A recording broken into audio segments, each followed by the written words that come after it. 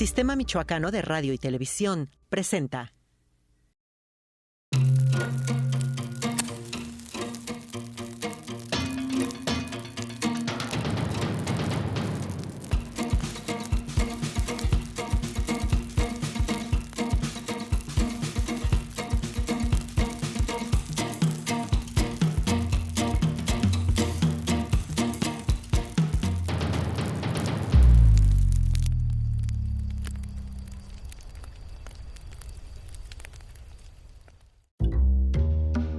Personaje intensodependiente, rudo entre los rudos y teatrero entre los teatreros. Buen conversador, con una postura fija de la política y del arte que defiende a ultranza. Viejo roble que echa a andar por senderos ignotos con largas caminatas que lo ponen de buen humor y le sirven para tramar ideas que pondrá a prueba sobre los escenarios, con sus actores y actrices que bien saben lo que significa trabajar con él.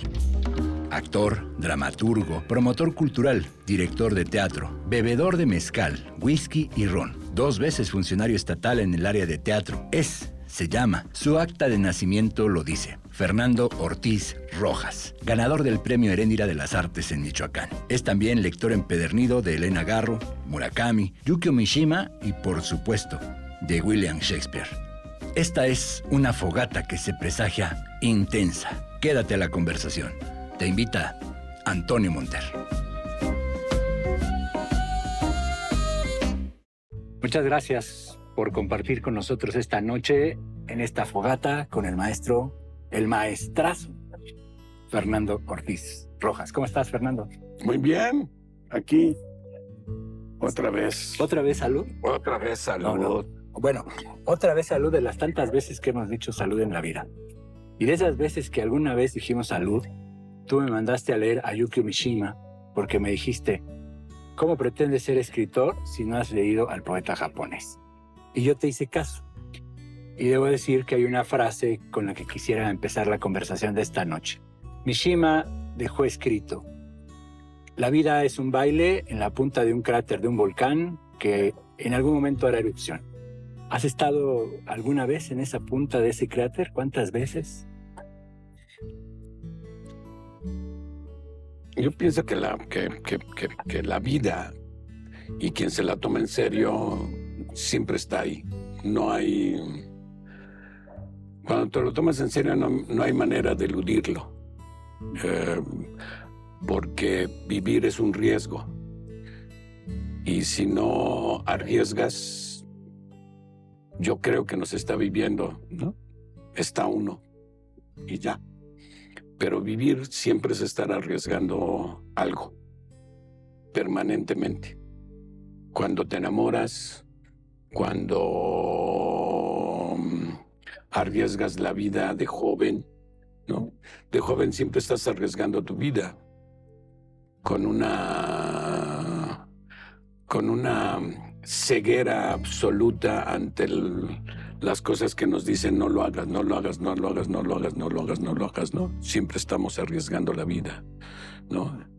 Y cuando empezamos a nuestra vida amorosa, siempre estamos arriesgándolo cuando te lo tomas en serio. ¿Cuándo o a qué edad supiste que te estabas tomando en serio las cosas? Híjole. ¿O en qué momento? Así hubo un aquí y ahora. En el teatro hay una cosa que se llama la peripecia, que yo digo que si no hay peripecia no hay teatro, que es cuando tú vas caminando en línea recta y algo sucede en ese camino que te hace variar.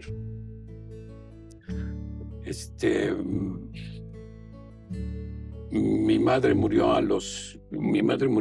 cuando tenía 30 y tantos años y yo tenía 11 años. Y creo que eso me hizo ver cosas antes y a partir de ahí empezó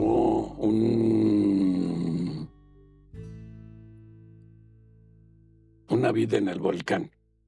Cerca del volcán. Cerca del volcán. Así como me hiciste ahorita recordar a Malcolm Lowry, ¿no? Bajo el volcán. A propósito del mezcal también. Vamos a hacer una pausa, Fernando. propósito del Yo creo volcán. que con este preámbulo se va a poner sin duda muy buena la conversación. Regresamos. Salud.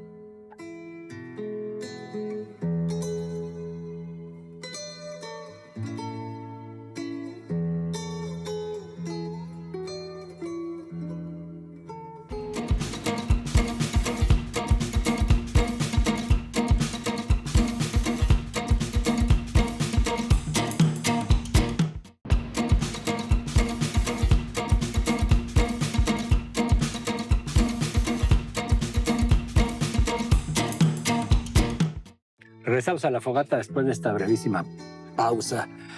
Y con esta introducción entre Mishima, entre tu juventud, entre esto que nos comentabas acerca de la muerte de tu madre, que de alguna manera representa parte de entender sin duda las cosas de otra manera, tú naciste en la Ciudad de México. Es una ciudad que te marcó también por, bueno, pues por todo lo que es la Ciudad de México, bueno, el extinto Distrito Federal. Híjole, como a los 12 años, 13, yo ya tenía bigotito y me podía colar en el Caracol. Aparte que eras precoz, ¿no? No, aparte de que era muy precoz, en el Caracol, si sabes, era uno de los congales de aquella época, ¿no? De esos tugurios. De esos tugurios, ¿no? Ahí en la delegación Cuauhtémoc estaba el Caracol, en la colonia Guerrero había otros, ¿no?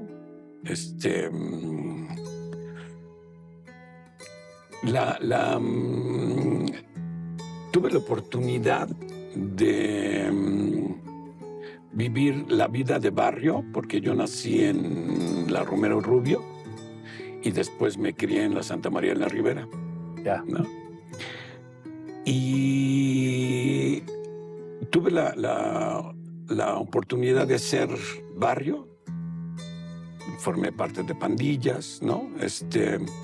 Pero al mismo tiempo empecé yo a estudiar pintura y empecé a conocer a pintores, escritores, ¿no?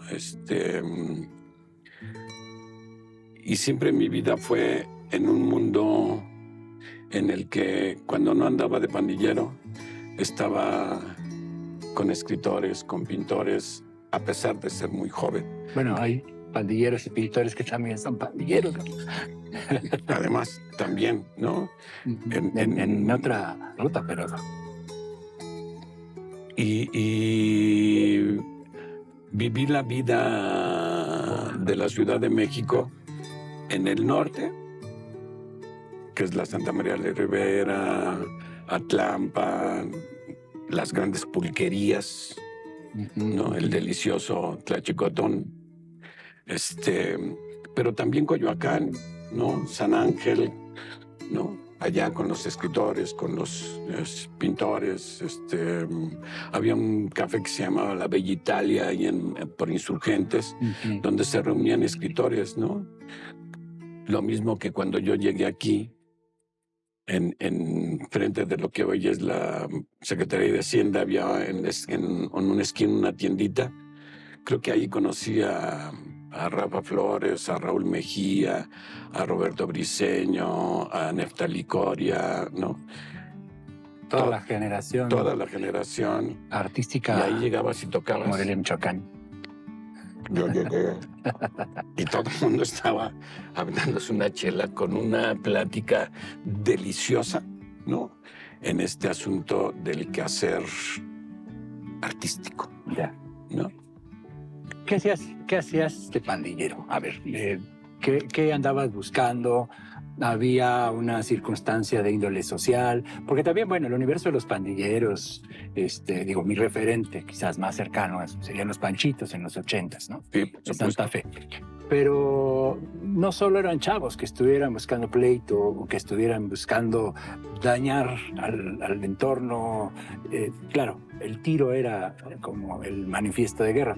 Pero creo que también en una lectura mucho más profunda, estos pandilleros, en este caso, podían tener una circunstancia de orden social, de orden de disgusto, de gritarle a la sociedad, hey, aquí estamos también? Bueno, el término de lumpen, ¿no?, que se acuñó, éramos un sector de la población marginal, ¿no?, que de alguna manera teníamos que llamar la atención, manifestarnos.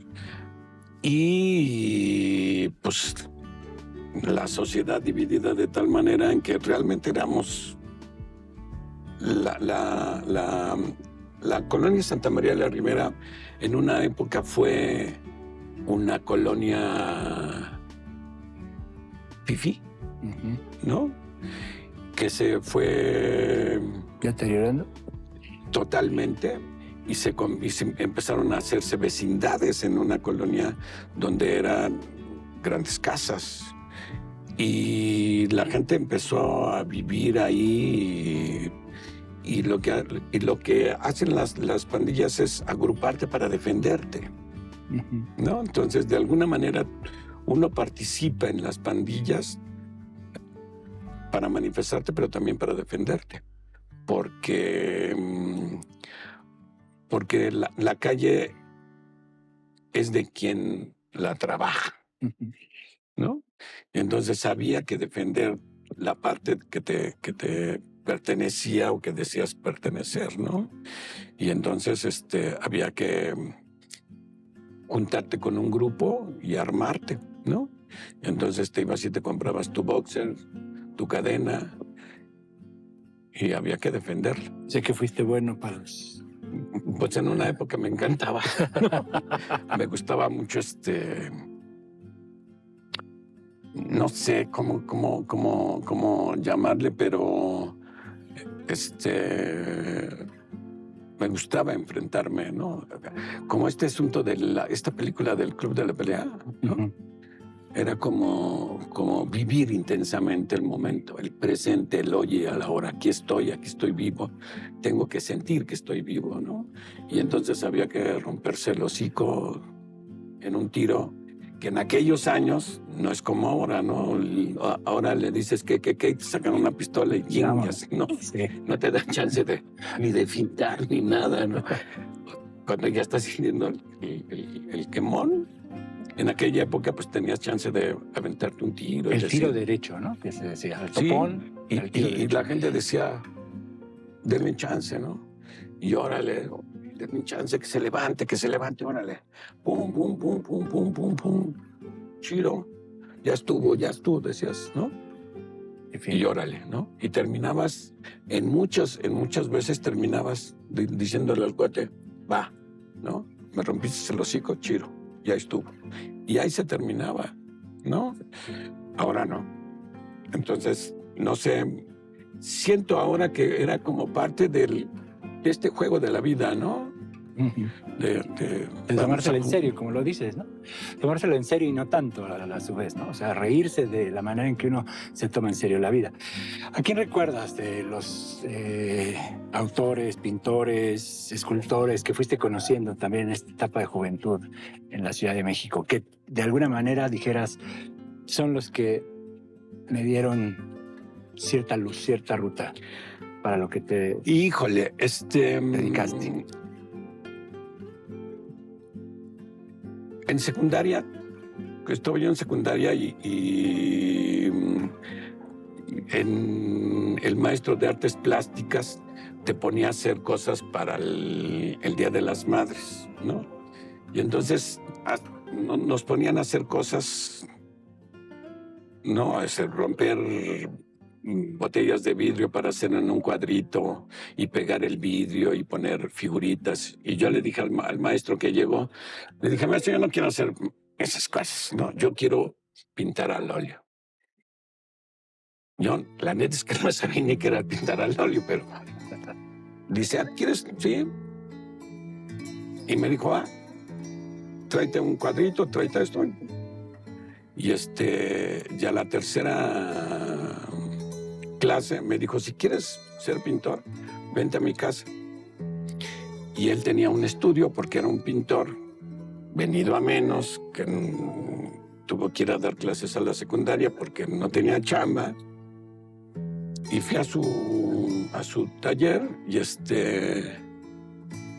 empecé a pintar en serio con el maestro. Recuerdo la clase más importante que he tenido de pintura. Fue que un día me invitó al bosque de Chapultepec y me dice, vamos a pintar naturaleza en el bosque.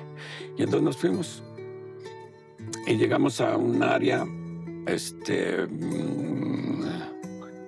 y me dice, tú te vas a sentar aquí y yo me voy a sentar en aquel árbol.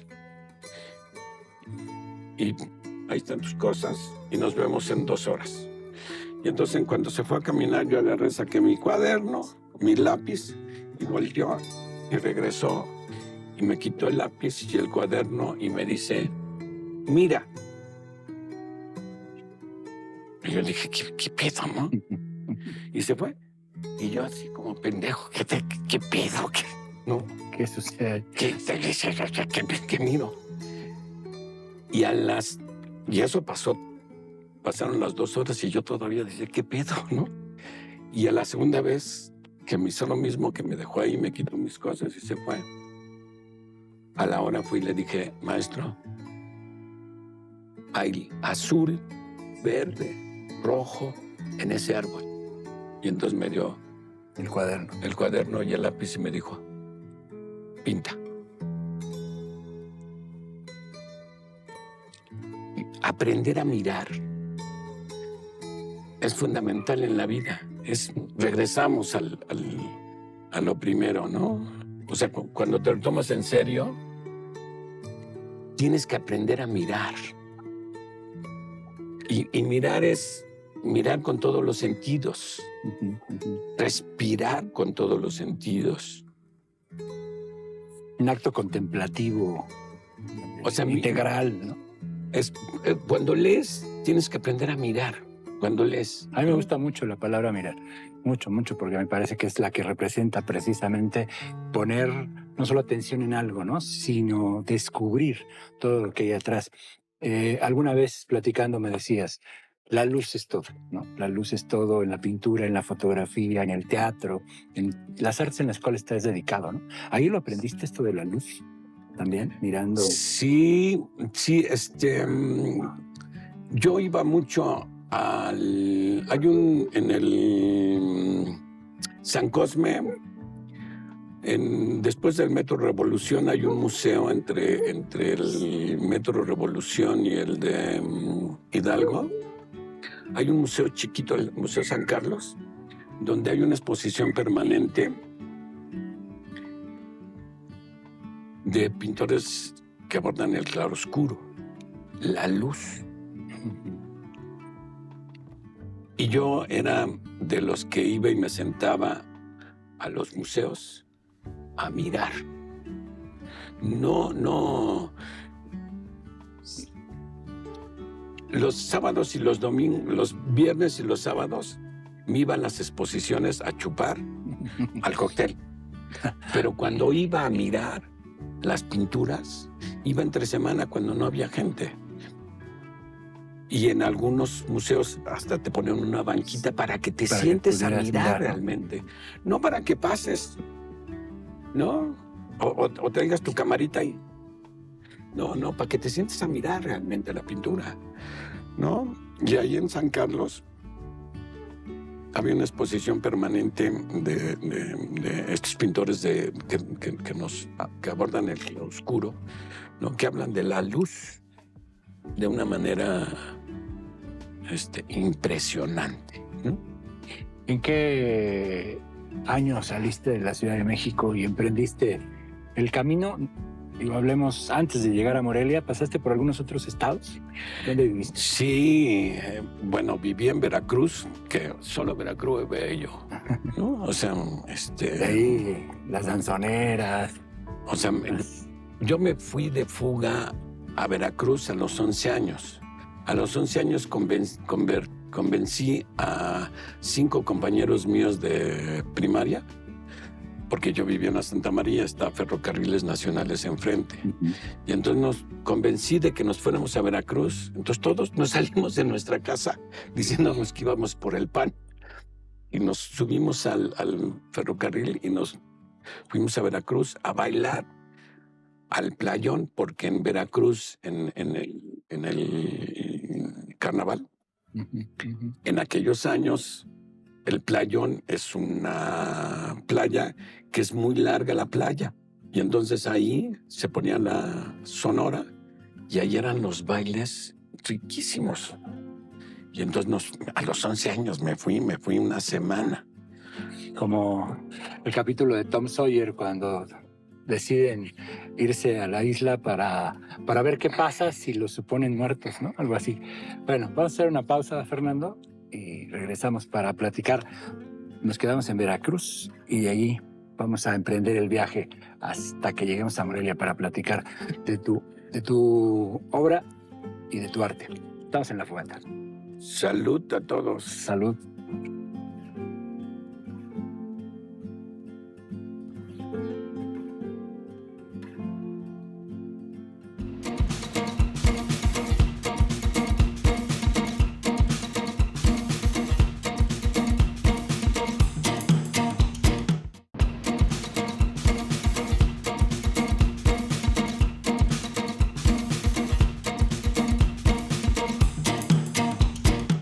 Qué bueno que siguen aquí alrededor de esta fogata conversando con nosotros, con Fernando, conmigo. Nos quedamos en Veracruz. Te fuiste a los 11 años como Tom Sawyer. ¿Y qué fuiste a hacer a Veracruz? A bailar nada más, ¿no? A divertirme. Regresé y me pusieron una chinga de aquellas, pero Me imagino. lo bailado, ¿quién te lo quita? Y bueno, viví en Monterrey también un rato. Me fui hay un lugar que muy conocido por lo conflictivo que fue el Topo Chico. Viví en Monterrey un rato. Viví en Guadalajara un rato. Antes viví en Acapulco. Había un proyecto que se llamó Universidad Pueblo, con la Universidad de Guerrero, y ahí estuve medio año viviendo en la universidad, con un proyecto de educación artística, y que finalmente me regresé a la Ciudad de México, ¿no? Ya dije, ay, voy. Y después en una época en la que estaba yo trabajando en el Foro Shakespeare, trabajaba para el SUTIM, para el Sindicato de Nucleares, y trabajaba para la Secretaría de Hacienda, tenía 3 chambas. Entonces andaba como loco en la Ciudad de México, y me la pasaba entre 3 y 4 horas en mi carro, y dije, no puede ser que pases tu vida arriba del carro, ¿no? Uh-huh. Entre 4 horas arriba del carro y 8 de dormir, no tiene sentido. Y entonces,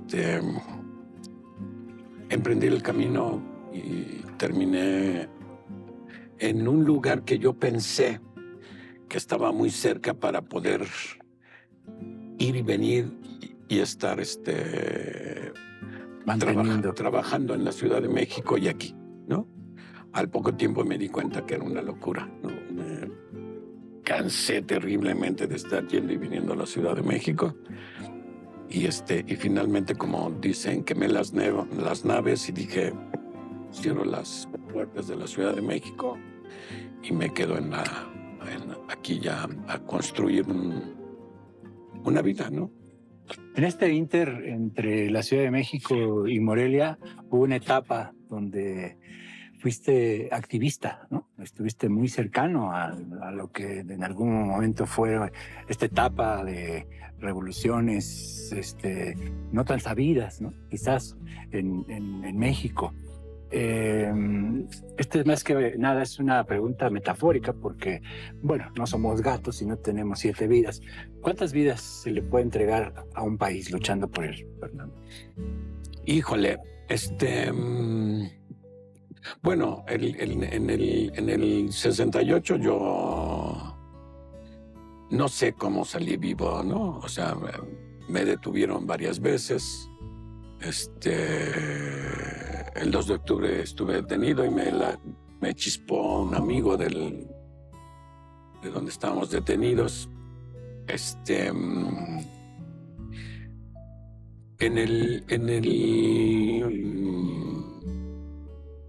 Por ejemplo, hubo una obra de Oscar Liera en Veracruz que salió de Veracruz porque fueron amenazados por el Opus Dei y pidieron presentarse en el Centro Cultural Universitario. Y entonces se vienen y presentándose ahí en un apagón, se subieron un grupo de gentes con tubos y los masacraron a los actores, ¿no? Fracturas de cráneo y oro. Y un grupo de gentes fuimos a Gobernación, muchos actores, artistas a protestar. Y ahí salió una gente que resultó que me conocía de Gobernación y me dijo, chíspate porque tenemos todos tus datos y si te agarran, bye, ¿no? Pues o sea, como eso, a mi hermano lo detuvieron porque lo acusaron de querer matar al presidente cuando estaba Tlaxcuaque. ¿A cuál presidente? Tendría mi hermano, ¿qué serán? Los 80s, como los 80s sería. Sobre Reforma venía la comitiva del presidente y mi hermano era guía de turistas y venía una camioneta porque iba al aeropuerto.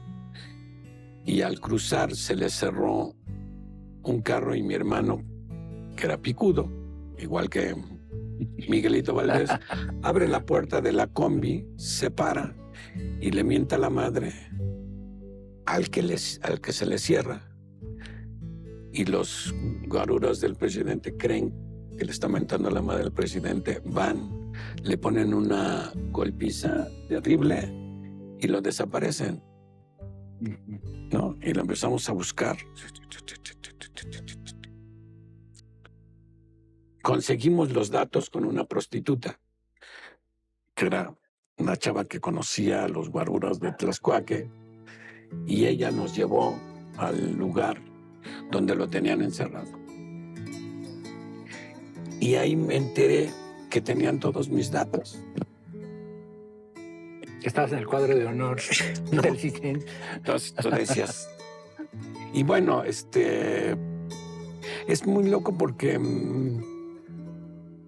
yo siempre he hecho un trabajo político de base. Nunca me ha interesado estar arriba, ¿no? En los lugares por puestos, por cosas, ¿no?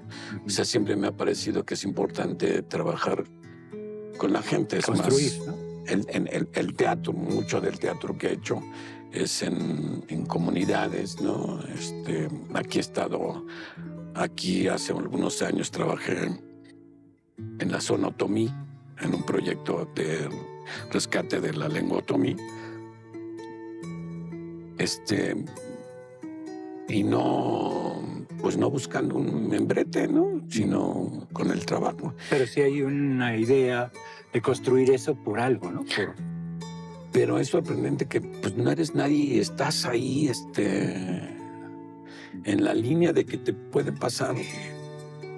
Y bueno, las veces que me detuvieron, las golpizas, las cosas, como dice uno, como decía yo hace rato, ¿no? Estás en el límite.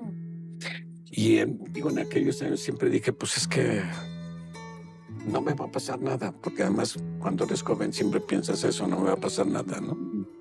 Pero siempre estaba yo ahí, tocando. En el límite. Mirando ahí. En el límite. Porque además, si no es así, no tiene sentido. Digo. Sí, yo que te conozco, siempre te he escuchado mencionar, si no es así, en el límite no tiene sentido, un poco lo que dice un amigo, ¿no? Intenso dependiente, algo así. Cuando ¿Cuándo como te diste cuenta que lo tuyo era el teatro?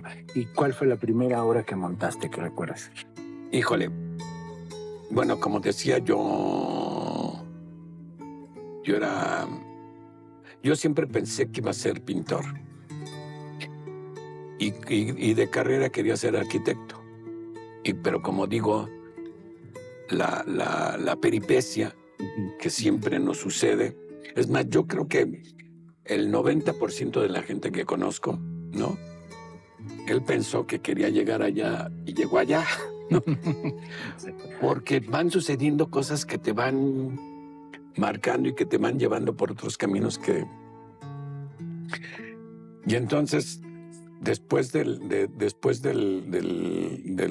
2 de octubre, yo estaba pintando un mural en una fábrica y abajo estaban montando una obra de teatro.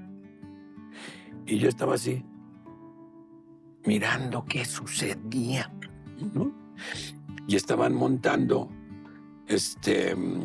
una adaptación de Los hijos de Sánchez, de Oscar Lewis. Y yo así, cámara. Y entonces hubo un momento en que dicen, necesitamos un director porque ya es un desmadre esto. Y yo arriba les digo, aquí estoy, Yo pasaba por aquí, yo voy. Y todos voltean, ¿y este güey qué pedo? ¿Quién es? Y entonces me bajo y les digo, yo ya vi todo. Hay que hacer esto y esto y esto y esto. Y terminé siendo el director de la obra y estrenando en El Queso, en el teatro de la unidad del Zacatenco, ¿no? En la Ciudad de México, ¿no? Y ahí me di cuenta que trasladé la pintura a la cuarta dimensión. Y entonces la pintura del plano se alargó. Y entonces sucedió. O sea, para mí fue mágico encontrar el teatro. O sea, yo tenía 18, 19 años cuando... O sea, antes yo no sabía nada del teatro. Nada, ¿no? Ni me pasaba por aquí. O sea, yo leía mucho en esa época, pero no leía teatro porque es algo que sucede en general. No sé, digo, México es un país analfabeta, ¿no? No leemos nada, pero teatro es menos de la nada. Menos. No, la gente no lee teatro. Y entonces, pues, ni lo leía ni lo conocía. Y ahí lo conocí. Y a partir de ahí, empecé a hacer teatro. Bueno, alguien una vez me dijeron después de eso, oye, nos faltó un actor, vente, métete. Es como un payasito. Y me meto y empiezo a brincotear y hacer... Y entonces... Lo que sabes. Al final me dicen, oye, cabrón, tranquilo, no brinques tanto, ¿no? Yo estaba divertidísimo, ¿no? Yo me cagaba de la risa de estar ahí echando relajo y Y después fue mi alumno. Bueno, el cuate con el que me invitó me dijo, es que tú nunca vas a hacer nada en el teatro, cabrón, eres lo peor que he conocido. Y después fue mi alumno, ¿no? Este cuate me dijo, venga, ¿no? Después, cuando ya, pues ya me dediqué al ¿Ya fue Morelia donde te dedicaste completamente al teatro? O sea, digamos que en los otros lugares fuiste como elaborando un propedéutico para después llegar a Morelia y decir, aquí comienzo, o ya sentías que desde antes tenías la solvencia que tienes ahora. No, yo cuando decidí hacer teatro, yo he trabajado de todo. De albañil, de cargador, de sacaborrachos, porque decidí hacer teatro. Y hasta la fecha, yo hago el teatro que yo quiero hacer, nada más. O sea, a mí no me dicen, oye, te pago por hacer. No me interesa. O sea, a mí me tiene que atrapar una obra, leer la obra y decir, aquí está. Hay algo que tiene que ver conmigo para montarla. Y en ese momento digo, vamos a hacerlo. Y para hacer eso, yo necesitaba sobrevivir de otra cosa. Y entonces he sido maestro, bueno, aquí he dado clases en casi en todas las universidades. En el conservatorio. En el conservatorio, en la UDM.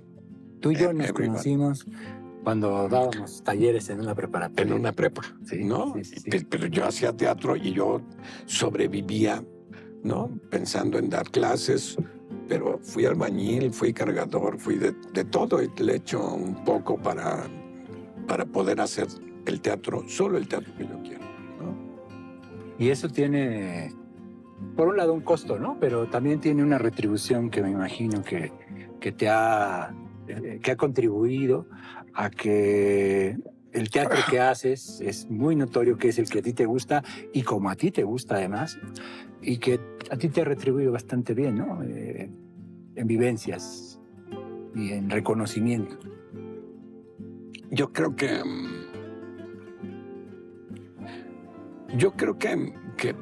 por eso decía que cuando nos tomamos la vida en serio, el asunto es entender qué es el placer. Si logramos entender en lo que hacemos el placer, la vida tiene un sentido, si no, no la tiene. Y entonces, yo afortunadamente hoy puedo llamar ahorita estoy montando un espectáculo, llamar a los actores y decir, no tengo que ofrecerles, no sé si nos va a ir bien, si nos va a ir mal, ¿no? Lo único que les digo es que hagamos esto por placer. Y seguramente, si lo hacemos por placer, va a resultar y vamos a obtener algo. Y lo más importante es el placer de hacerlo. El placer. Así nos dijeron aquí en La Fogata, el placer de hacer este programa. Y mira, toda la producción con cara de placer. Nos vamos a una pausa y regresamos en La Fogata. Yo ya estoy pedo.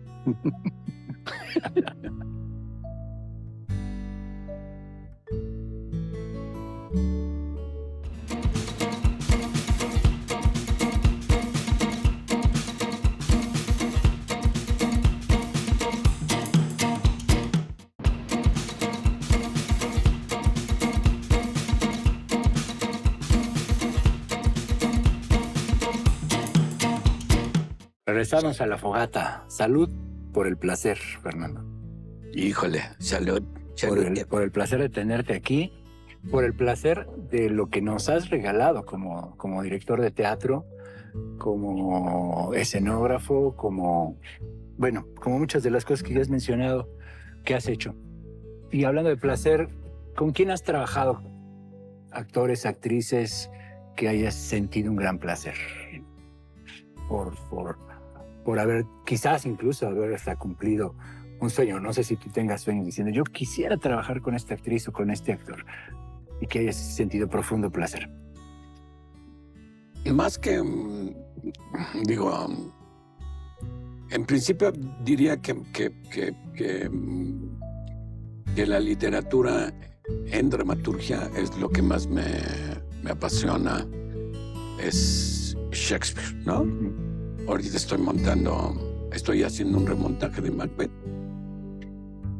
Y en este transcurso, el año pasado montamos El Rey Lear. Con Manuel Guízar. Con Manuel Guízar, que en paz descanse, y que fue un momento entrañable en mi vida porque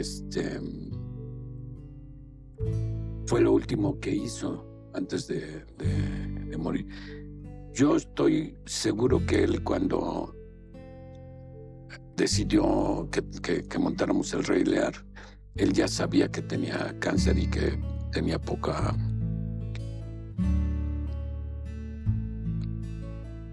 tiempo de vida, ¿no? Para mí fue una sorpresa el 12 de diciembre que dijera que quizás era la última vez que pisaba un escenario. Yo creo que en ese momento él sabía que iba a pasar, porque 4 meses después falleció.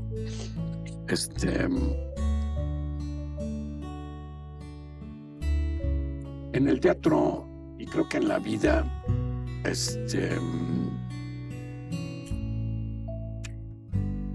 uno percibimos cuando la gente es honesta y cuando no es honesta, ¿no? Cuando Manuel me dijo, me estás ofreciendo algo que siempre quise hacer en la vida, que era el Rey Lear. Porque yo fui y le dije, maestro, no sé si recuerdas, Manuel Guízar era un tipo alto, un tipo así, ¿no? Un personaje de nariz. Y te hablaba así.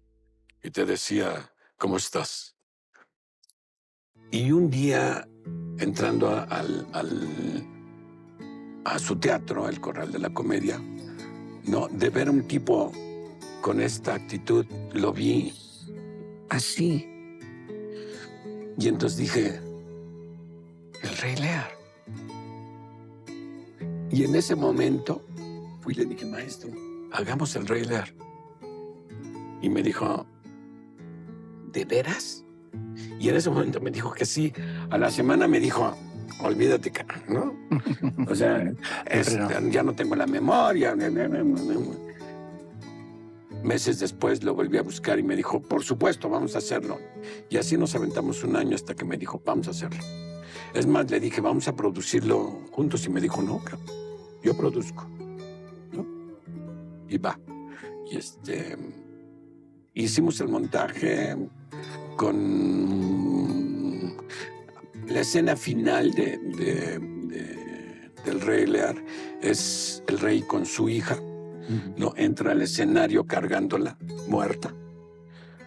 Y entonces él quería entrar al escenario cargando a la actriz. Y le dije, maestro, se nos va a descuadrar. se me va a desconchilar la mitad. Y me dijo, no. Digo, no, maestro, no se lo voy a permitir. ¿No? Porque además el escenario tiene muchas complicaciones, ¿no?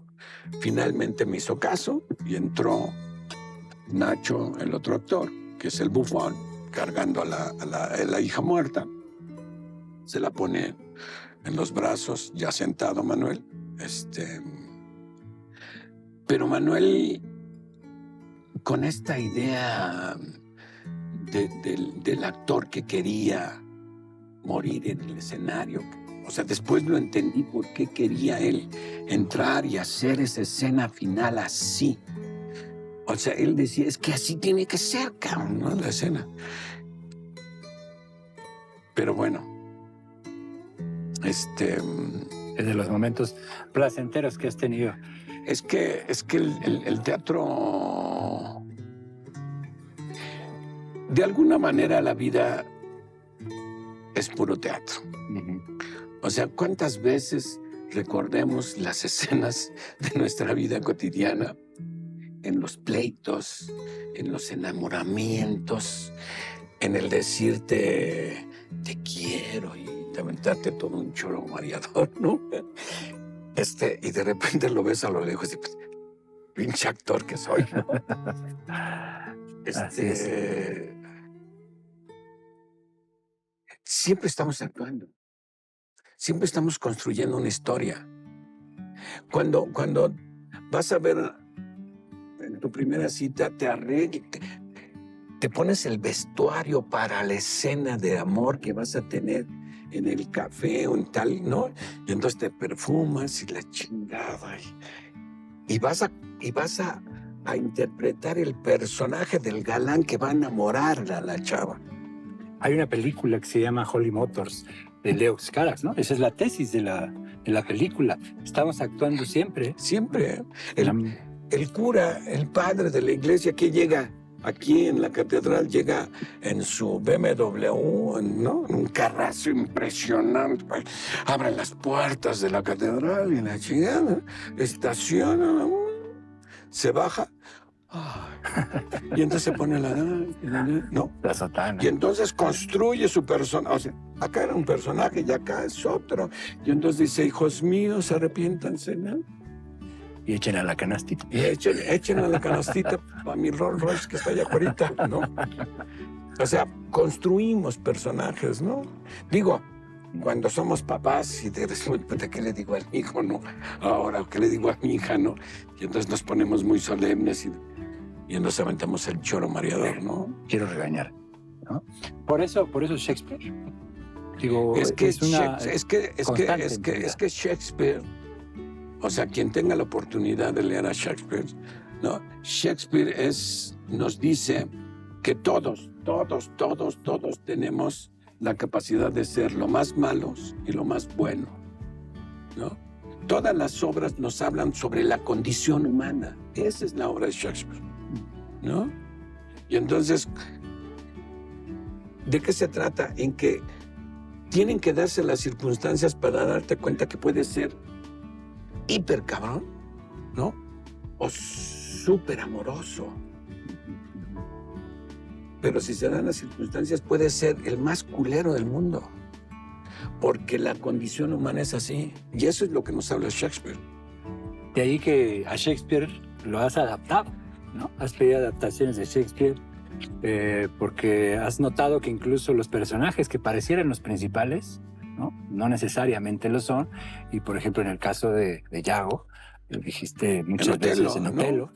Este es el personaje alrededor del cual gira la obra. En Otelo se dice que el tema es los celos. No, el tema es la intriga. Cuando monté Otelo, yo parto de la tesis de que todo mundo, y el que diga que no es un mentiroso, se está haciendo. Hemos intrigado, consciente o inconscientemente, pero hemos intrigado hasta convertir en una tragedia esa cosa que convertimos y que le dimos un pequeño giro a la información. Y a veces es inconsciente, pero intrigamos. Y lo que hace Iago, que es el personaje secundario, aparentemente de Otelo, ¿no? Es intrigar, es decirle, oye, tu mujer tiene muchas posibilidades con él. Pero además, Shakespeare, en Otelo específicamente, ¿no? Pone a los negros, a los malditos negros, como unos idiotas imbéciles que los pueden convencer para asesinar a su mujer porque le fue infiel cuando no era así. Ya.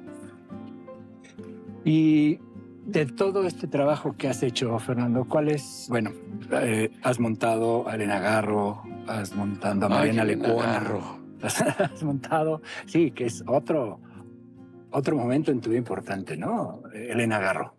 ¿Cuál ha sido la obra que tú crees que le guardas más cariño, la que haya sido para ti, que haya representado todo esto que nos acabas de contar aquí en La Fogata? Tanto esta intensa dependencia, este acercamiento con la manera de vivir y de existir y de jugársela. ¿Qué obra de teatro dices? Aquí me he jugado casi todas mis cartitas, ¿no? ¿Tomo o no tomo? Tómale, sí, tomo o no tomo. Tú tómale.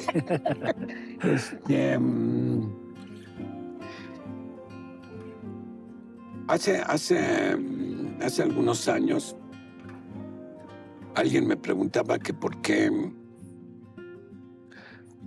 me gustaban tanto las tragedias. Yo creo que aunque no está vista como una tragedia, así como una pieza, El árbol de Elena Garro. El árbol de Elena Garro nos cuenta una historia que dice, suceden una serie de cosas, pero al final le dice al personaje,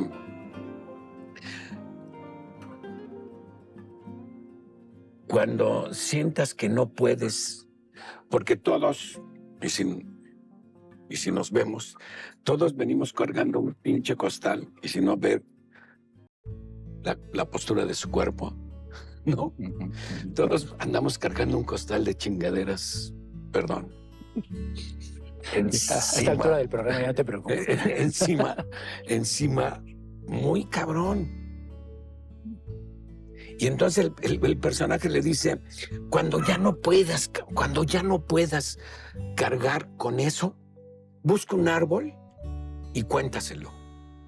Y entonces el personaje llega un momento en el que no puede, va, abraza el árbol y se lo cuenta, y el árbol se muere, cabrón.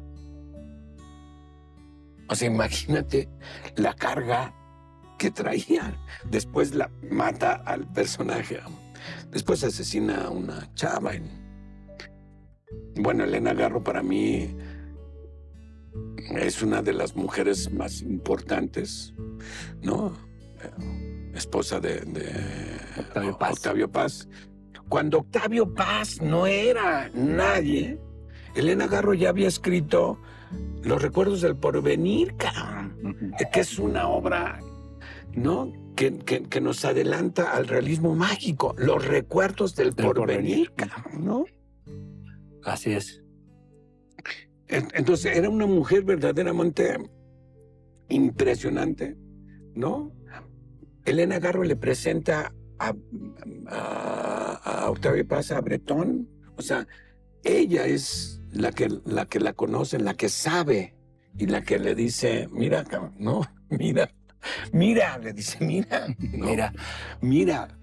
Así como comenzamos la charla de hoy hablando de miradas, y así como comenzamos la charla de hoy, quiero cerrarla citando otra vez a Yukio Mishima, cuando dice, las heridas de la ciudad justamente son las heridas de mi persona.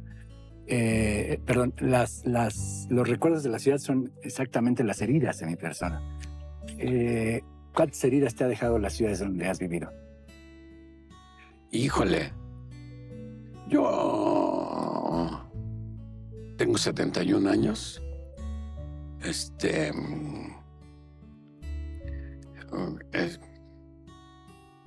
Siempre digo que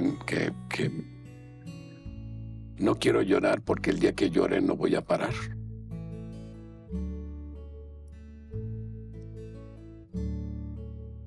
Porque yo creo que la vida siempre vivir duele. Vivir no es este pastel de los 15 años que nos dijeron. Esa es una pinche mentira. No es cierto. La vida no es así.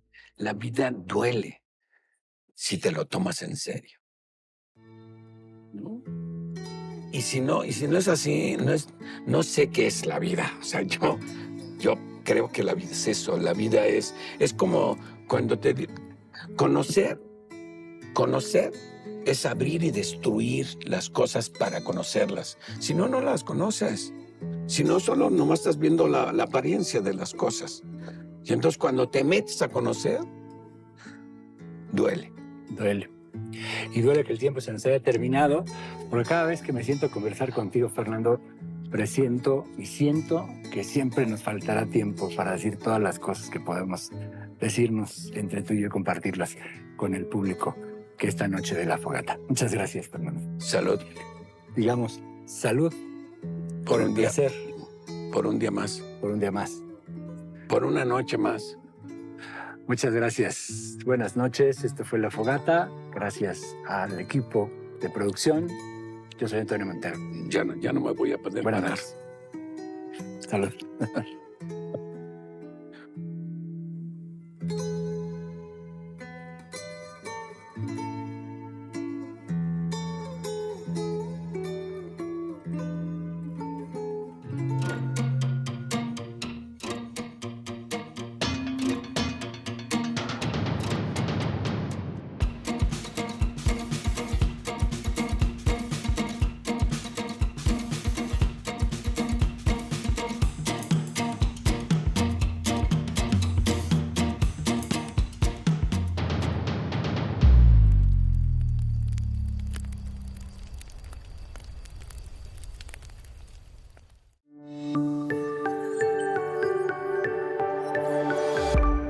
Sistema Michoacano de Radio y Televisión presentó